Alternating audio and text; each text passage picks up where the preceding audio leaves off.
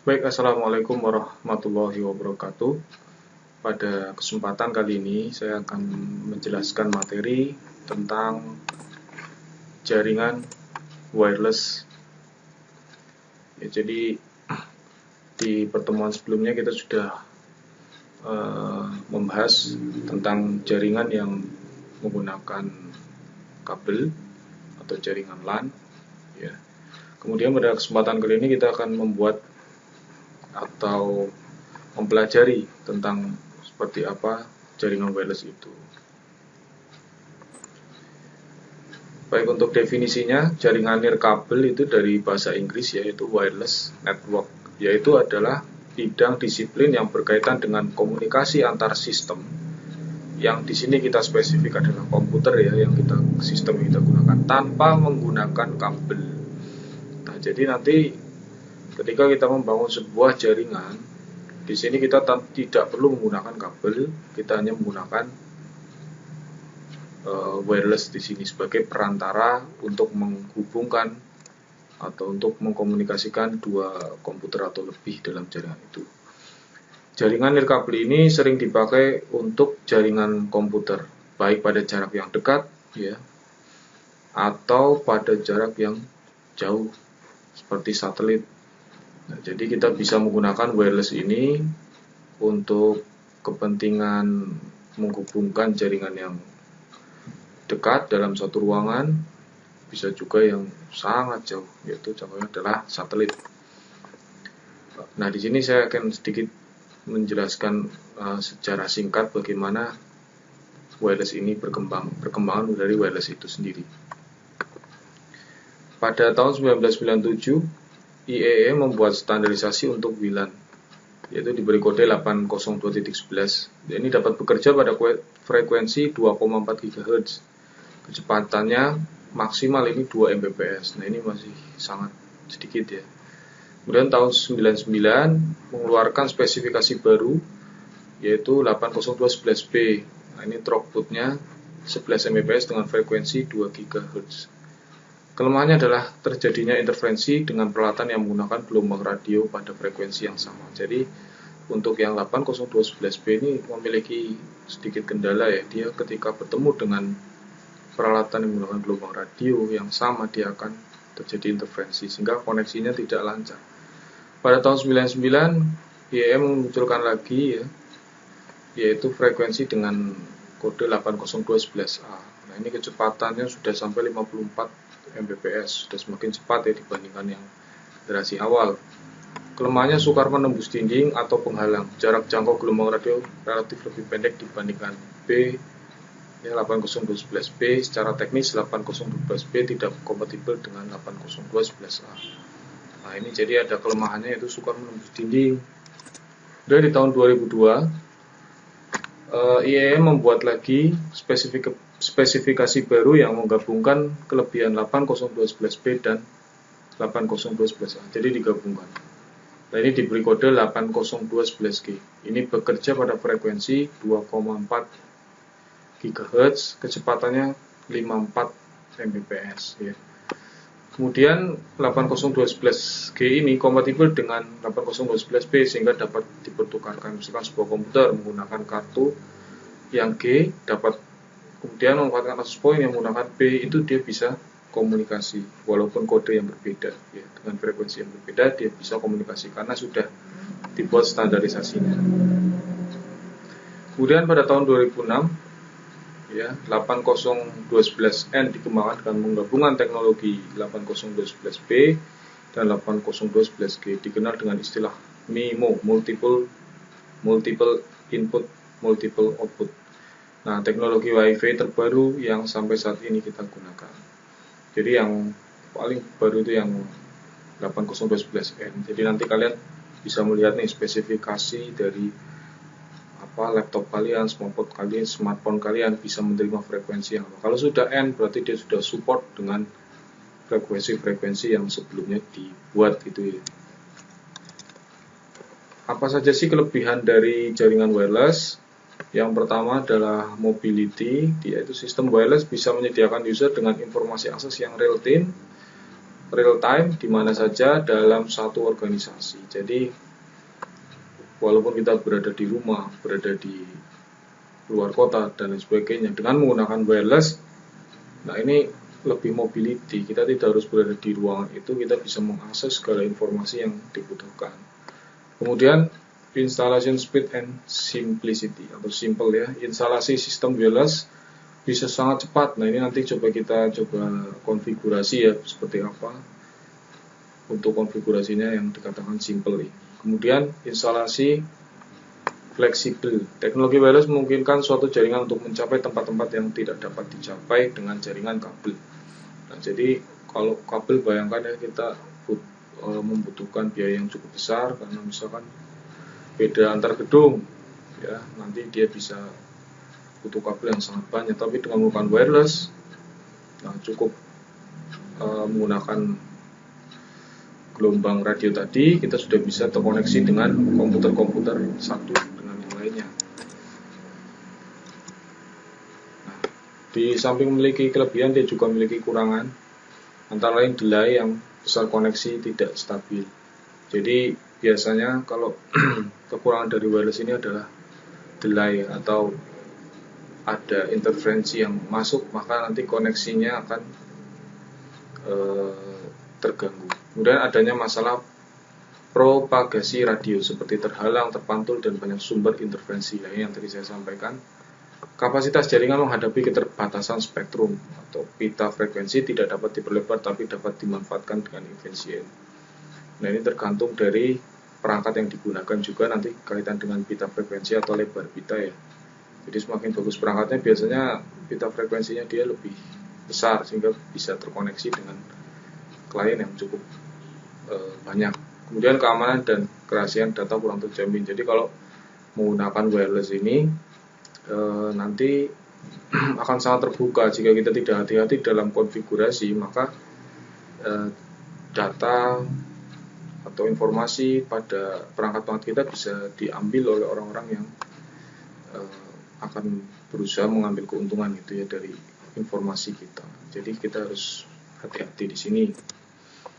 Ada beberapa perangkat jaringan wireless ya. Jadi yang paling sering ini saja, yang umum saja ya. Jadi itu adalah access point. Nah, ini dari berbagai merek ya. TP-Link, Linksys, D-Link ya, dan yang lainnya. Jadi bentuknya adalah seperti ini, biasanya disertai dengan antena ya. Nah, kemudian ada juga MikroTik router board. Nah, di sini kalian juga bisa menggunakan MikroTik sebagai perantara atau media penghubung antara komputer satu dengan yang lainnya yang menggunakan wireless. Kalian juga bisa menggunakan router board ini. Ya, ini nanti dari MikroTik. Nah, nanti kita akan mencoba untuk melakukan konfigurasi WLAN, di mana nanti alat yang kita gunakan ya antara lain adalah laptop, kemudian ada router board plus kabel UTP-nya, kemudian aplikasi Winbox, lalu smartphone. Nah, nanti kita akan mencoba membuat skenario bagaimana supaya bisa MikroTik ini akan terhubung menerima internet, lalu akan dihubungkan ke laptop dan smartphone kita. Bagaimana cara konfigurasinya? Nah, kita lihat pada video yang akan saya buat selanjutnya.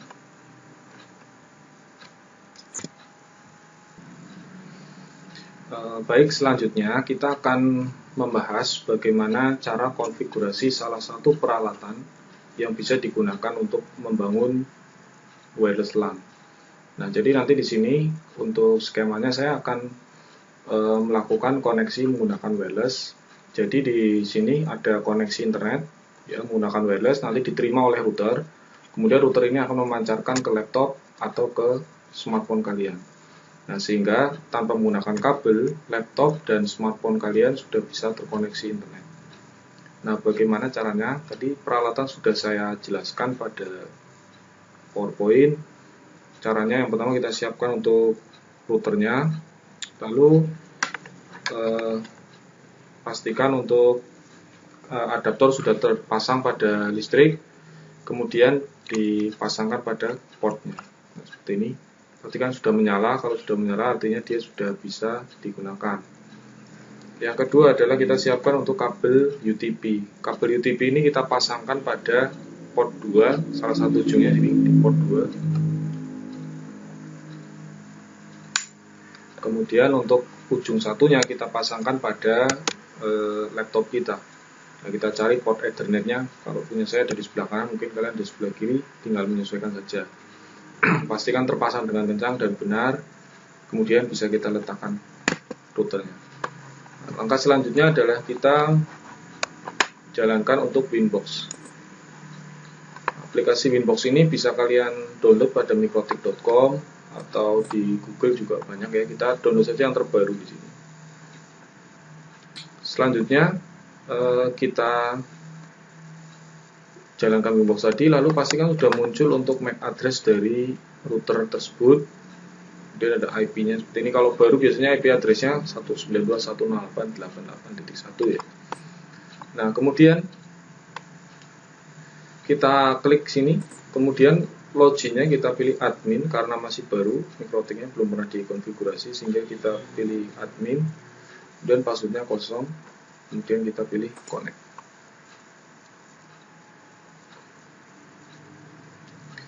Kita tunggu sebentar. Nah, setelah jadi kita buka ya. Nah, selanjutnya kita akan langkah yang pertama, kita akan mengaktifkan wireless dari mikrotik ini dulu, karena apa yang kita gunakan di sini adalah wireless. Nah, setelah masuk ke tabel wireless di sini, kita klik plus, kemudian kita buat virtual. Nah, di sini kita atur modenya adalah AP bridge. Nanti ini sebagai pemancarnya ya. Jadi WLAN 1 adalah menerima, kemudian untuk memancarkan kita menggunakan virtual wireless ini. Untuk SSD-nya misalkan spot. Kemudian master interface-nya WLAN 1. Kemudian security-nya default dulu, kemudian klik apply, lalu OK. Nah, selanjutnya kita akan mengatur wireless LAN supaya bisa menerima sinyal internet ya. Caranya masuk quick set. Kemudian di sini modenya kita ganti CPE. Setelah mode CPE, nanti akan dicari itu hotspotnya. Kemudian setelah dicari, kita temukan di sini kebetulan hanya satu ya, nama Krisma. Kemudian kita isi untuk passwordnya.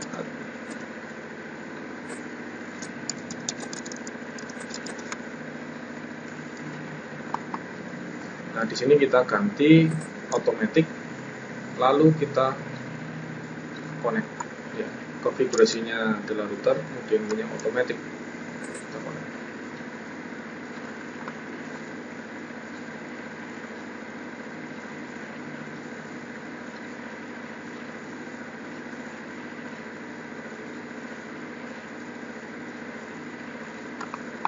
Ya. Di sini sudah terkoneksi, hanya dia belum mendapatkan IP ya, dia belum mendapatkan IP, sehingga kita bisa memancingnya di sini untuk mendapatkan IP address. Kita bisa menggunakan IP, kemudian DHCP client, lalu kita tambahkan di sini, kemudian WLAN 1, lalu ininya mengikuti saja, apply, kemudian OK. Nah, otomatis harusnya di sini ketika DHCP client dari WLAN itu sudah diaktifkan, dia akan mendapatkan IP koneksi internet. Nah, untuk memastikan bahwa router sudah terkoneksi, kita bisa melakukan coba ping ya. Kita pilih new terminal, kemudian ping google.com. Ya, sudah terkoneksi ya.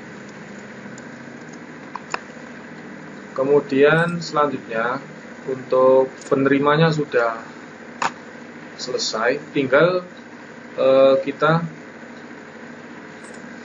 atur untuk pemancarnya. Nah, pemancarnya tadi adalah virtual wireless. Langkah yang pertama, kita harus memberikan IP pada virtual wireless itu dulu ya. IP address, kemudian kita pilih tanda plus. Nah, lalu kita kasih alamat, misalkan alamat yang gampang saja 444/24 misalkan. Kemudian network di sini biasanya akan mengikuti nanti ya. Kemudian untuk interface-nya dipilih yang WLAN 2, yang virtual. WLAN 1 kan tadi menerima, nah, nanti WLAN 2 adalah memancarkan ke laptop. Kemudian apply, networknya otomatis keisi, kemudian oke. Nah, sudah dikasih IP. Selanjutnya adalah kita akan memberikan DHCP server supaya mudah ya. Nah, kita aktifkan DHCP server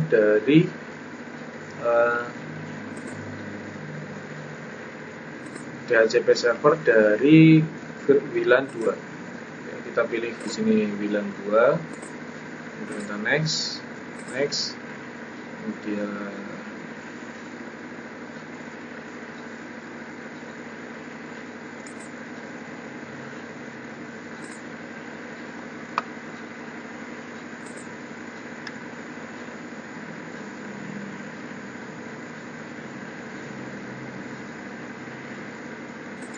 sebentar, ada kesalahan. Nah, langkah selanjutnya adalah yaitu memberikan IP address ya.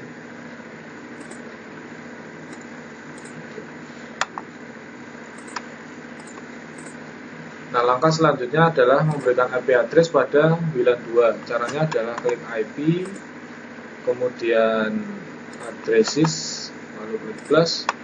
Nah, kemudian di sini kita kasih misalkan 333.254. Jadi nanti alamatnya itu 254, kemudian /24. Nah, interface-nya interface berapa? Interface WLAN 2. Kemudian klik apply, lalu oke. Artinya untuk WLAN 2 sudah memiliki IP yaitu 333.254. Setelah itu kita buat untuk DHCP servernya, kita aktifkan WLAN 2-nya supaya nanti laptop kita, HP kita itu menerima dengan otomatis. Caranya DHCP server, kemudian DHCP setup, pilih WLAN 2, kemudian kita next.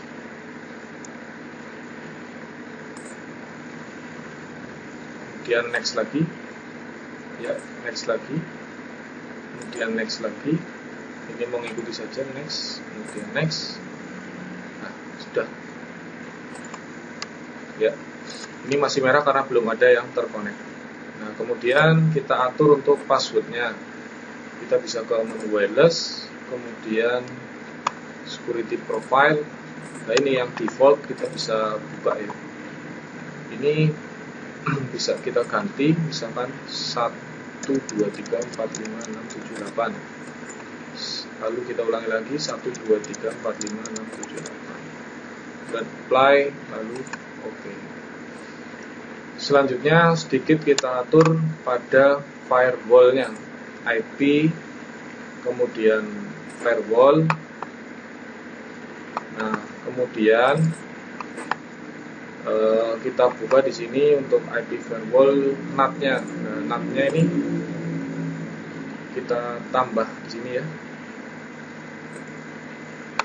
Kemudian IP firewall NAT region sama dengan source NAT, kemudian out interface-nya adalah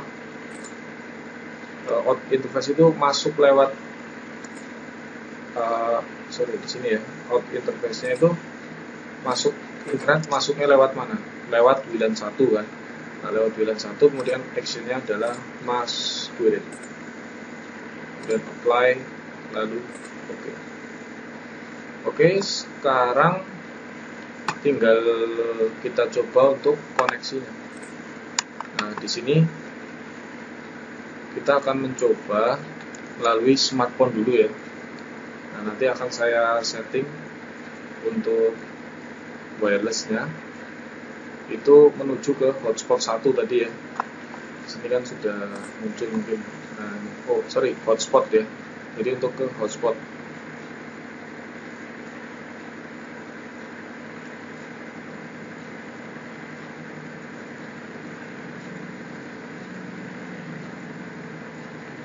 Nah, di sini mungkin ya ada hotspot.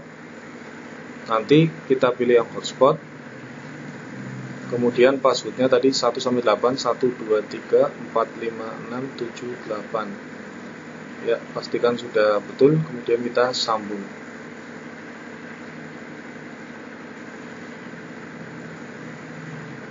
Nah, kita tunggu koneksinya.